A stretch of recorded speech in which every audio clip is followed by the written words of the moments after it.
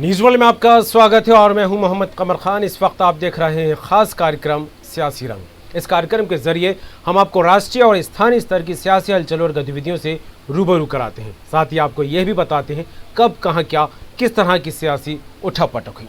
राजनीति के शतरंज पर ऐसी कौन सी नई बिसात बिछी जो सियासी गलियारों से लेकर चौक चौराहों तक चर्चा के केंद्र में रही, बहस का मुद्दा बनी और फिर तेज होती गई क्रिया प्रतिक्रिया, आरोप प्रत्यारोप की जंग, सियासी रंग।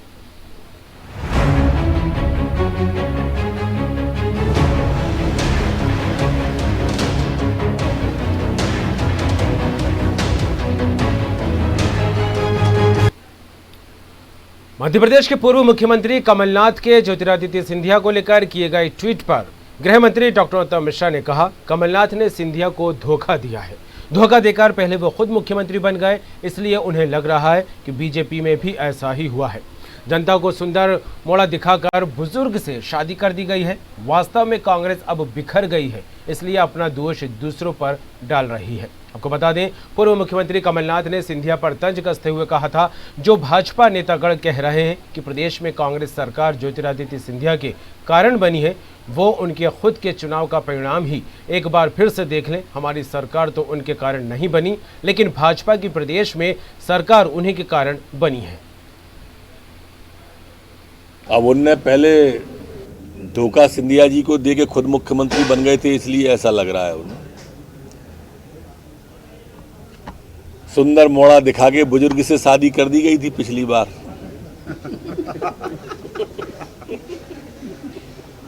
इस बार ऐसा नहीं है भाई। इस बार तो कांग्रेस टूटी है, कांग्रेस बिखरी है। अपना दोष किसी और पे मत डालो।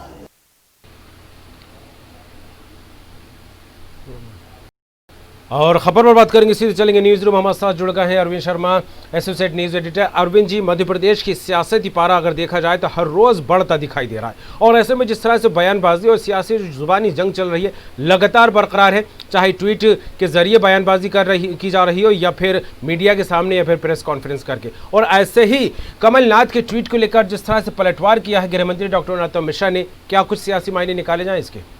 बिल्कुल कमाल, जिस तरीके से ट्वीट वार चल रहा है, जिस तरीके से माना जाए तो यह चुनाव लगभग 40 से 50% सोशल मीडिया पे लड़ा जाना है। इसको लेकर लगातार दोनों खेमे आमने सामने हैं।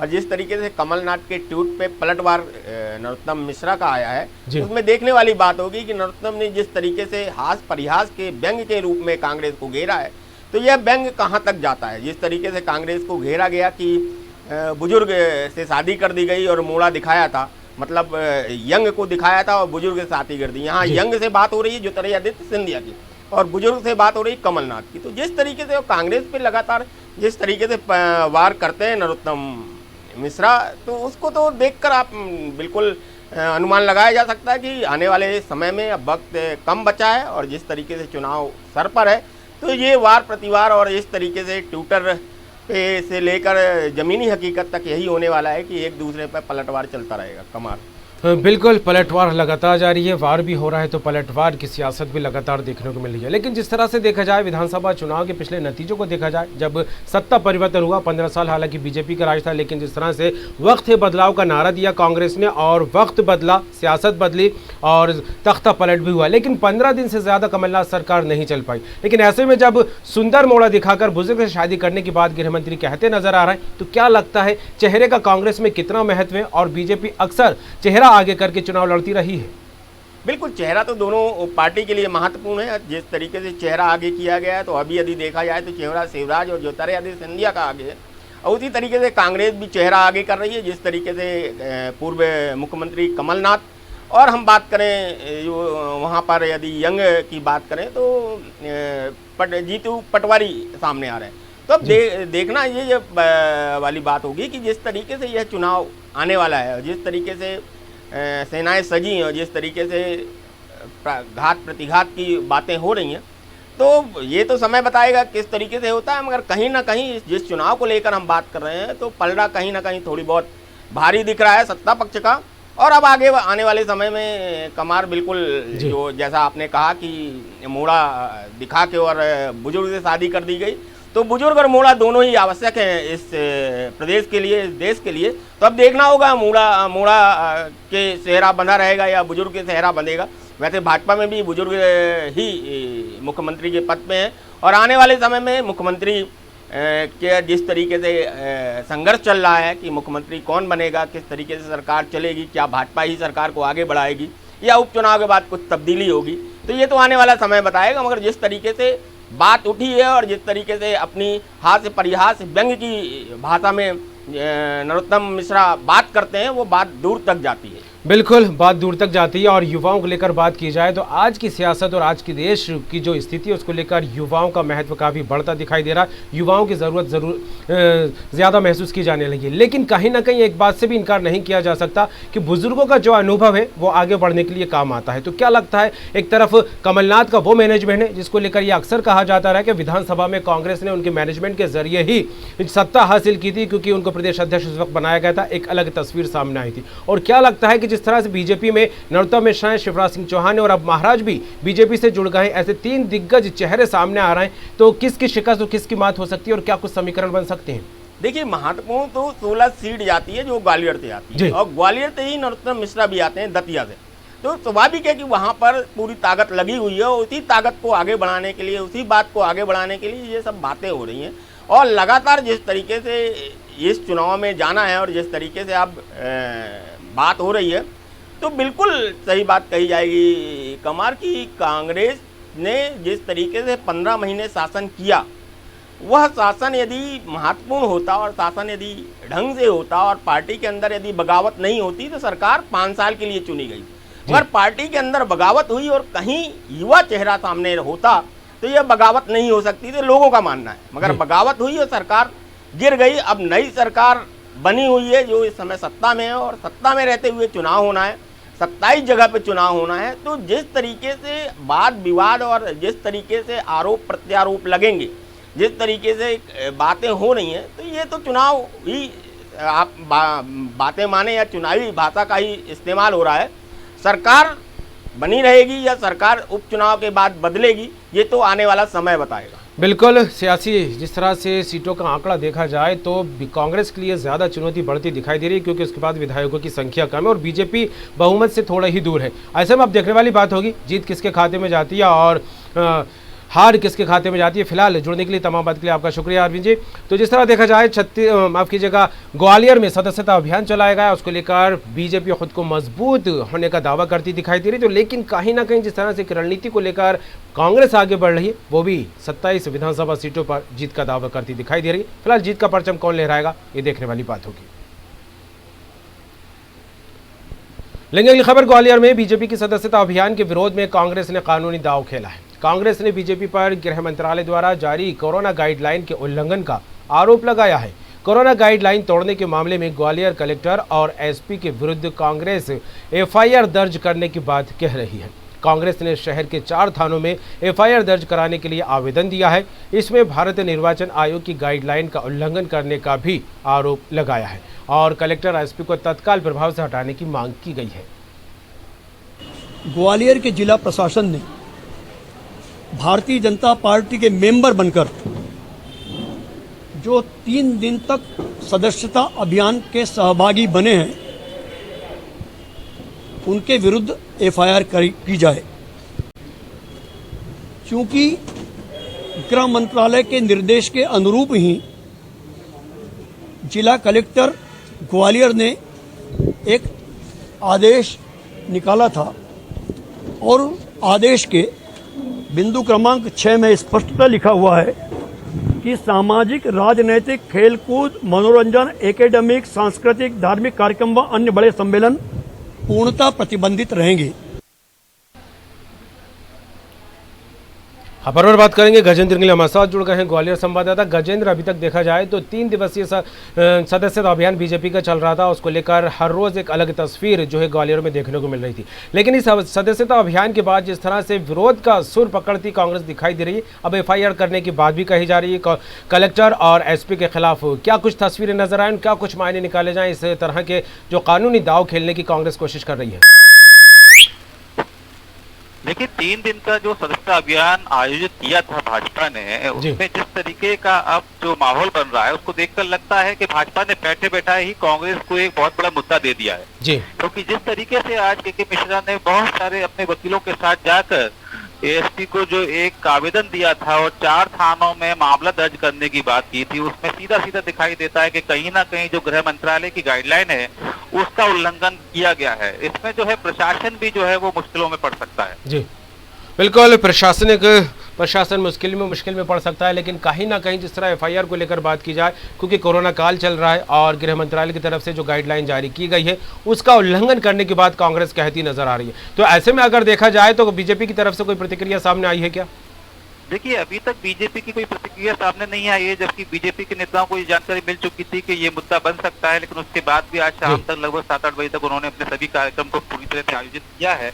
अब देखना होगा कि कल उनके नेता इस मामले में क्या आगे जो है अपनी प्रतिक्रिया देते हैं, क्योंकि देखिए गृह मंत्रालय जो है वो केंद्र सरकार का है। उन्होंने 31 अगस्त को ये गाइडलाइन जारी की थी और इसी के आधार पर देख रहे हैं कि कल जो रविवार था और रविवार को पूरे शहर में लॉकडाउन रहता है, किसी भी तरह की गतिविधि जो है वो आयोजित नहीं की जा सकती है। कलेक्टर द्वारा जो आदेश जारी किया गया था उसी में जो है अनुबंध क्रमांक 6 पे ये लिखा हुआ है कि किसी भी तरह का धार्मिक राजनीतिक आयोजन नहीं होना चाहिए। और इस तरह से हजारों लोगों को बुलाकर जो आयोजन किया गया वो कहीं ना कहीं साफ तौर पर जो है वो इस आदेश का उल्लंघन दर्शाता है। इसलिए जो है कांग्रेस ने जो है एक इसको मुद्दा बना लिया है और उन्होंने कलेक्टर और एसपी के विरुद्ध भी जो है मामला दर्ज करने की बात कही है। जी चलिए, बिल्कुल अब देखने वाली बात होगी कि कांग्रेस का अगला कदम क्या होता है और बीजेपी का रुख क्या कुछ सामने आता है। तमाम बात के लिए शुक्रिया गजेंद्र। भोपाल पहुंची बीजेपी के राष्ट्रीय उपाध्यक्ष उमा भारती ने कांग्रेस अध्यक्ष चुनाव को लेकर मची खींचतान पर बयान दिया है। उन्होंने कहा कि गांधी नेहरू परिवार का अस्तित्व समाप्त हो गया है, उनका राजनीतिक वर्चस्व समाप्त हो गया है, कांग्रेस का अस्तित्व समाप्त हो गया, अब कौन पद पर रहता है या नहीं इसका महत्व खत्म हो गया है। उन्होंने कांग्रेस को सुझाव देते हुए कहा कि कांग्रेस अब असली गांधी, स्वदेशी गांधी की ओर वापस लौटे। गांधी नेहरू परिवार का अस्तित्व समाप्त हो गया है, उनका राजनीतिक वर्चस्व समाप्त हो गया है, कांग्रेस का अस्तित्व समाप्त हो गया है। इसलिए अब ये कौन पद पे रहते हैं और नहीं रहते इसका महत्व खत्म हो गया। आपको पता है लखनऊ में रिक्शे तांगे वाले भी अपने आप को नवाब वाजिद अली शाह का खानदान का बता देते हैं। तो अब ये लखनऊ के नवाब वाजिद अली शाह के पड़पोते हैं सबके सब, जिनकी नवाबी चली गई और रिक्शे तांगे चल रहे हैं। कांग्रेस को गांधी की ओर वापस लौटना चाहिए और मैं अपनी तरफ से कहूँगी कि कांग्रेस का कोई पुराना व्यक्ति जो गांधीवादी सोच का रहा है वो कांग्रेस का नेतृत्व करे और असली गांधी की ओर ये वापस लौटें, स्वदेशी गांधी की ओर, जिसमें विदेशी का कोई एलिमेंट नहीं था। और ये मैं कांग्रेस के सामने भारत का नागरिक होने के नाते एक सुझाव रखूँगी कि विदेशी गांधी से मुक्ति पाओ और स्वदेशी गांधी की ओर मुड़ो, इसी का रास्ता निकाल लो। बाकी नेहरू गांधी खानदान का अस्तित्व समाप्त हो गया है। मंगलवार से शुरू हो रहे छत्तीसगढ़ विधानसभा सत्र को लेकर सियासत जारी है। विपक्ष सत्र की अवधि को लेकर सत्ता पक्ष पर हमलावर है तो भाजपा के आरोपों पर कृषि मंत्री रविंद्र चौबे ने कहा है कि केवल कोरोना वायरस को देखते हुए ये फैसला लिया गया है। सत्र रखना भी आवश्यक है, लेकिन उसमें सावधानी बरतना उससे ज्यादा जरूरी है। इसलिए ये सत्र सिर्फ 4 दिनों का ही रखा गया है, जिसमें 12 विधेयक प्रेषित किए जाएंगे। कल विधानसभा का सत्र शुरू हो रहा है। कुल मिलाकर के 4 दिन की विधानसभा है और इसमें एक दिन आपका श्रद्धांजलि में चला जाएगा दिवंगत आत्माओं के। बचा 3 दिन का। पिछले बार मार्च में सेशन हुआ था और अगस्त के महीने हैं। इस हिसाब से देखेंगे तो इतने ज़्यादा जनहित के मुद्दे हैं जिसकी चर्चा बहुत आवश्यक है और हम उम्मीद कर रहे थे कि पर्याप्त समय इस समय मिलेगा जिसमें प्रदेश हित के सारे मुद्दे उठाए जाएंगे, विधानसभा में चर्चा होगी। लेकिन 3 दिन के इस छोटे से सत्र में हम लोग प्रयास करेंगे कि जनहित के मुद्दे जो आवश्यक है वो उठें, लेकिन विषय जितना है समय बहुत कम है और ऐसे में केवल ये हो गया कि दिखावे के लिए विधानसभा बुलाई गई है। कल विधानसभा 4 दिन का है। छत्तीसगढ़ की विधानसभा कोरोना के चलते, वैश्विक महामारी के चलते पूरे हिंदुस्तान में जो सभाओं का सत्र का कार्यकाल है वो काफ़ी संक्षिप्त सा है। अभी हमने अखबारों में पढ़ा कि मध्य प्रदेश की विधानसभा केवल 3 दिवस के लिए बुलाया जा रहा है। अब हम लोगों के लिए बजट 6 महीने का सत्र अवधि में सत्र करना भी जरूरी है, अनुपूरक कुछ हमारे जो आए हैं उनको पारित करना भी जरूरी है, और कानून बनाने के लिए लगभग 12 विधेयक विधानसभा को प्रेषित किए गए हैं, उसका पारण भी आवश्यक है। इसलिए ये जो 4 दिन का हमारा विधानसभा सत्र है कल से आहूत होगा, और विधानसभा की पूरी तैयारी लगभग सरकार की ओर से है। खबर पर बात करेंगे, निधि प्रसाद हमारे साथ जुड़ गई हैं, रायपुर संवाददाता। निधि, छत्तीसगढ़ विधानसभा सत्र को लेकर घमासान लगातार जारी है। हालांकि मंगलवार से सत्र शुरू होने जा रहा है। कम अवधि 4 दिन का ये सत्र रखा गया। इसको लेकर विपक्ष लगातार सरकार पर हमलावर है और कहा जा रहा है कि वक्त कम होगा, इसलिए मुद्दों को लेकर चर्चा नहीं हो पाएगी। किस तरह देखें इस सियासत को? जी बिल्कुल कमर, आपको बताना चाहेंगे कि लगातार जिस दिन से सत्र का ऐलान हुआ है कि इस बार का जो विधानसभा का मानसून सत्र है वो 4 दिनों का रखा जाएगा, उसी दिन से लगातार भाजपा जो है वो लगातार सवाल खड़े कर रही है और सत्ता पक्ष को साधने का काम कर रही है कि ये जो विधानसभा का सत्र रखा गया है काफी छोटा सत्र है, उनके मुद्दे बहुत ज्यादा हैं और उन मुद्दों को पूर्ण रूप से रखने के लिए ये विधानसभा का सत्र काफी कम है। नेता प्रतिपक्ष धर्मलाल कौशिक ने एक बार फिर सत्ता पक्ष को घेरते हुए कहा है, एक तो वैसे ही 4 दिन का ये सत्र है जिसमें से जो पहला दिन है वो केवल श्रद्धांजलि के बाद खत्म हो जाएगा और उसके बाद केवल 3 दिनों का समय ही शेष बचेगा मुद्दों को रखने के लिए। तो जिस तरह से हमारे पास मुद्दे हैं उसके हिसाब से समय बहुत कम है, बावजूद इसके हम कोशिश करेंगे कि मुद्दों को पूर्ण रूप से सही तरीके से उन 3 दिन के सत्र में रखा जा सके। और इसके साथ ही उन्होंने कांग्रेस पार्टी को सीधे तंज कसते हुए कहा है कि ये जो 3 दिन का सत्र भी रखा गया है केवल दिखावे के लिए ये सत्र जो है वो 3 दिनों का सत्र रखा गया है। वहीं अगर कांग्रेस पार्टी की बात करें तो कृषि मंत्री रविंद्र चौबे जी का इस पे कहना है कि जिस तरह से कोरोना काल की स्थिति छत्तीसगढ़ में बनी हुई है उसे देखते हुए एहतियातन तौर पर ये जो सत्र है वो छोटा रखा गया है, काफी संक्षिप्त रखा गया है। और अगर हम बात करें तो मध्य प्रदेश में भी 3 दिन का सत्र रखा गया था और इसी की तर्ज पर जिस तरह से कोरोना काल जो है वो फैला हुआ है, लोग एक दूसरे के संपर्क में आने से बचे, ये सारी चीजें देखते हुए ये जो विधानसभा का सत्र रखा गया है वो 3 दिनों का काफी संक्षिप्त सत्र रखा गया है ताकि लोग संक्रमण का शिकार ज्यादा से ज्यादा ना हो सके। और इसके साथ ही उन्होंने कहा है कि इस सत्र जो 3 दिन का सत्र रखा हुआ है इसके बावजूद भी सत्र के विधानसभा सत्र के दौरान हर तरह से एहतियातन कदम उठाए गए हैं, व्यवस्थाएं की गई हैं और लोग एक दूसरे के संपर्क में आने से बचे, इसके लिए कई तरह की सुविधाएं भी जो है वो विधानसभा में की गई है। जी बिल्कुल, तैयारियां पूरी कर ली गई हैं, व्यवस्थाएं कर ली गई हैं। कोरोना काल के लिए जो गाइडलाइन जारी की गई है उसके मुताबिक सत्र आयोजित करने की बात भी कही जा रही है। लेकिन विपक्ष को लेकर जिस तरह बात की जाए निधि, विपक्ष इससे पहले भी ये बात कह चुका है कि अवधि काफी कम है इस सत्र को, लेकिन इस अवधि में भी हमारे पास मुद्दों की कमी नहीं है। मुद्दों को लेकर, सरकार को घेरने को लेकर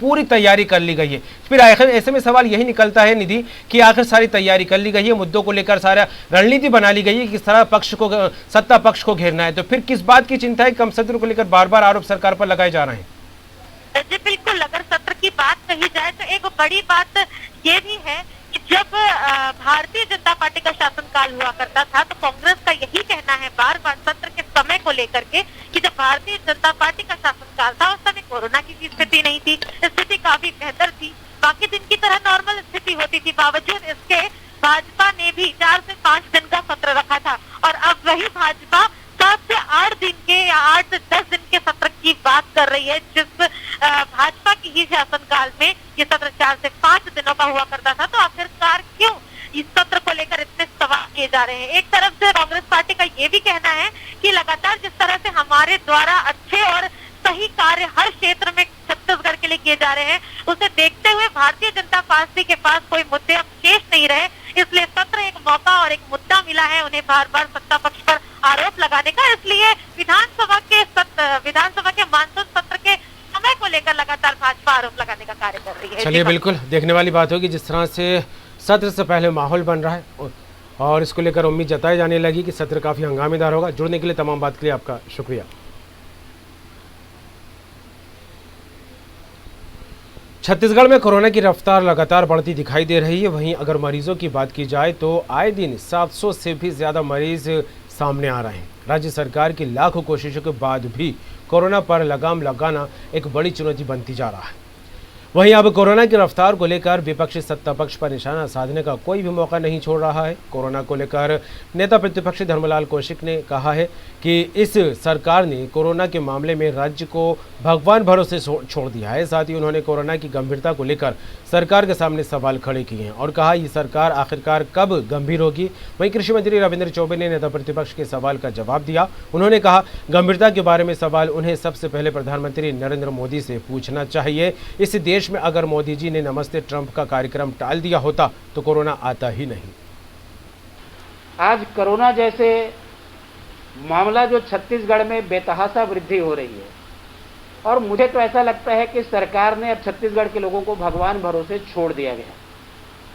कोरोना को लेकर के ना कोई गंभीरता है, ना उसमें जो टेस्टिंग होनी चाहिए वो टेस्टिंग हो पाई। और बहुत पहले से हम लोग इस बात को बोल रहे थे कि कम्युनिटी स्प्रेड यहाँ पर हो रही है। न स्वास्थ्य मंत्री मानने को तैयार थे, न सरकार मानने को तैयार थे।